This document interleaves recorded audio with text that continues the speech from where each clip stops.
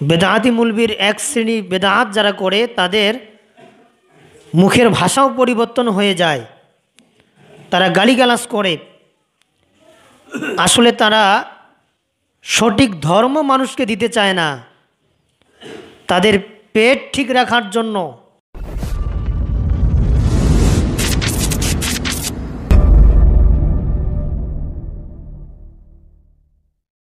এক বেদাআতি মুলবি আমাদের ওখানে, আমি ছিলাম, এটা ইন্টারনেটে দেওয়া আছে, ফোন রেকর্ডটা, ফোন আলাপ। বেদাআতি মুলবির এক শ্রেণী বেদাআত যারা করে তাদের মুখের ভাষাও পরিবর্তন হয়ে যায়, তারা গালিগালাজ করে। আসলে তারা সঠিক ধর্ম মানুষকে দিতে চায় না, তাদের পেট ঠিক রাখার জন্য, তাদের মহব্বত ভালোবাসা সমাজে ঠিক রাখার জন্য তারা বাপদাদার ধর্মের সাথে তালি দিয়ে তারা ফতোয়া দেয়। আসলে ওই ফতোয়া কোরআন হাদিসের পক্ষে হোক আর বিপক্ষে হোক দেখার কোনো টাইম নেই। এক জানাজার মাঠে উপস্থিত ছিলাম, উনি বক্তব্য দিল, আর আমি বক্তব্য দিলে একটু জ্বালাপাড়া করে। আমাদের স্থানীয় যত আলেম ওলামা আছে তাদের সহ্য হয় না। উপস্থিত ছিলাম আমি, শুরুতে বক্তব্য দিলাম, দেওয়ার পরে উনি বক্তব্য দিল। উনি শুরুতেই এক নম্বরে একটা কথা বলল যে লাশকে সামনে রেখে বক্তব্য দেওয়া জায়েজ নয়, এটা এক নম্বরে বলল। আর দ্বিতীয়ত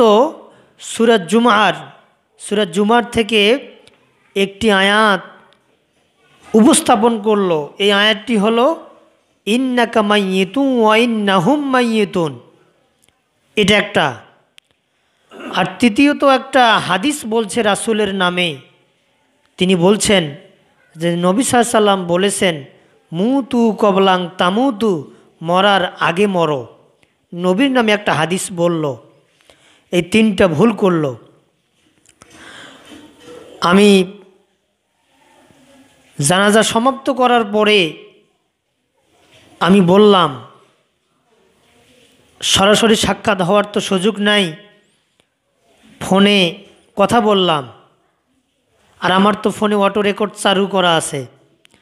ফোনে বললাম যে ভাই, আপনাকে তো আমি খুব সম্মান করি, মহব্বত করি, আপনি জানাজার মাঠে বললেন যে লাশকে সামনে রেখে বক্তব্য দেওয়া জায়েজ নয়, এর দলিল কই?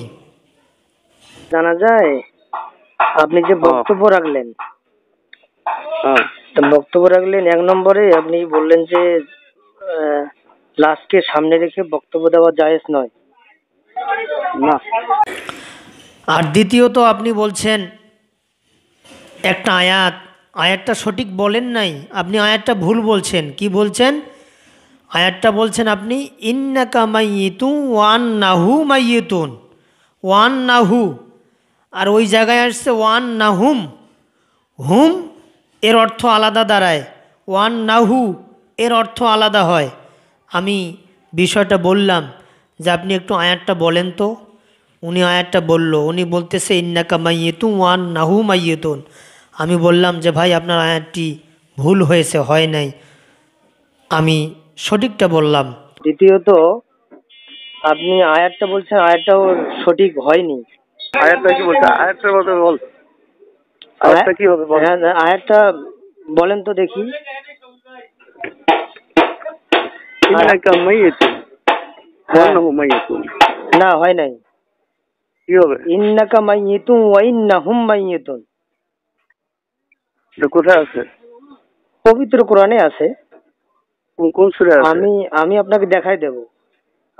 আয়াতটা হয়তো ওয়াটা হয়তো বাদ দিতে পারে। আচ্ছা যাই হোক।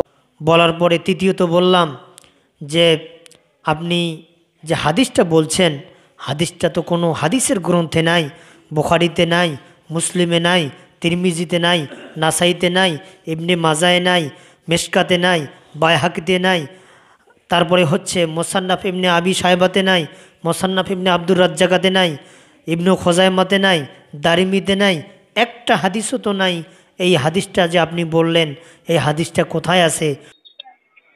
আর তৃতীয় নম্বরে রাসূলের নামে একটা হাদিস বলছেন, মুতু কবলা আন তামুতু।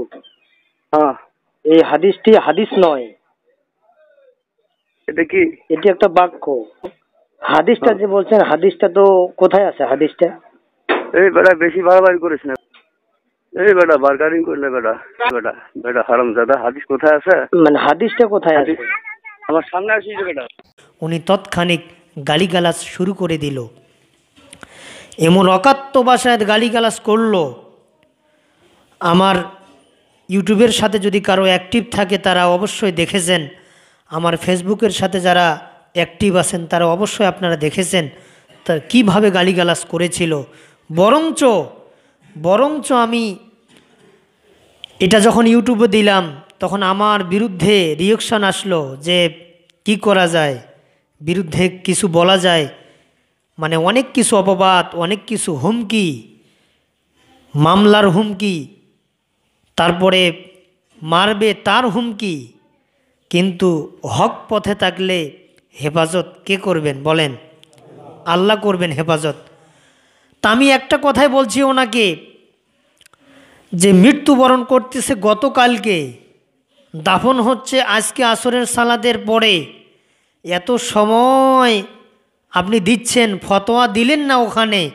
আর জানাজার মাঠে যদি একটা হাদিস বলা যায়, একটা কোরআনের আয়াতের তাফসির করা যায়, কিছু সময় বক্তব্য দেওয়া যায়, মানুষের ওই সময় অন্তরটা খুব নরম থাকে, লাশ সামনে একটা ভয় থাকে অন্তরে। যদিও ভুল পথে যদি থাকে, পথভ্রষ্ট যদি ওই ব্যক্তি হয়ে থাকে, বক্তব্য শোনার পরে অবশ্যই সে হেদায়েতের পথে আসতে পারে কি না বলেন? ওই মুহূর্তে মনটা খুব নরম থাকে। হ্যাঁ, আপনি ফতোয়া ওইখানে দিলেন না, আর মাহমুদুল হাসান ফতোয়া দিলে দোষ হয়, তা এই কেমন আপনার ফতোয়া?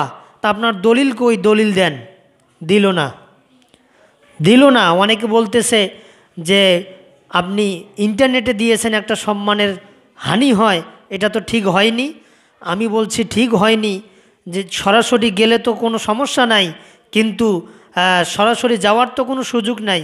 ফোনে কথা বললে কি, আত্মীয়র বাড়ি বগুড়ায়, আমরা থাকি রানীর বন্দরে, ফোন দিয়ে দাওয়াত দিচ্ছি যে আসেন, মেয়ের বিয়ে বা সন্তানের আকিকা, বিভিন্ন দাওয়াত দিচ্ছি, তারা চলে আসতেছে।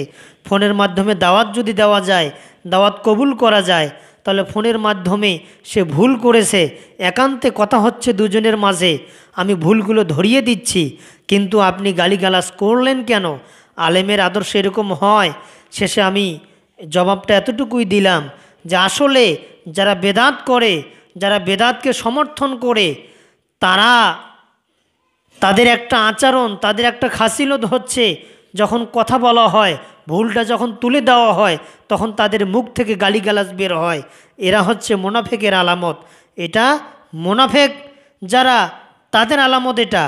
এজন্য বলতে চাই, আবারও আজকের যে কথাটুকুন আমি বললাম, এটা আবারও ইউটিউবে যাবে, ফেসবুকে যাবে, তার কানে যাবে। আমি তাকে আবারও আজকে বলতে চাই, আজকের জুমার থেকে, যে অবশ্যই আমি যে 3টা ভুল আপনার ধরেছিলাম, আপনি যদি সঠিকটা প্রমাণ করতে পারেন, তাহলে অবশ্যই আমি আপনার কাছে হাদিস শিখব, আপনার ছাত্র হব। আর যদি আপনি ভুল করে থাকেন, তাহলে আপনি সংশোধন হন, আপনি সংশোধনে আসেন। হাদিসগুলো, জাল হাদিসগুলো সমাজে বলেন না, সঠিক হাদিসগুলো সমাজে প্রচার করেন। সমাজ থেকে সঠিক দিনটা দূরে যাচ্ছে, উৎখাত হয়ে যাচ্ছে, সঠিক দিনটা আমাদের মাঝে আর প্রচার হচ্ছে না। তা যাই হোক, আমি ওনাকে উদাত্ত আহ্বান জানাচ্ছি, আপনি ভুলগুলো সংশোধন করেন।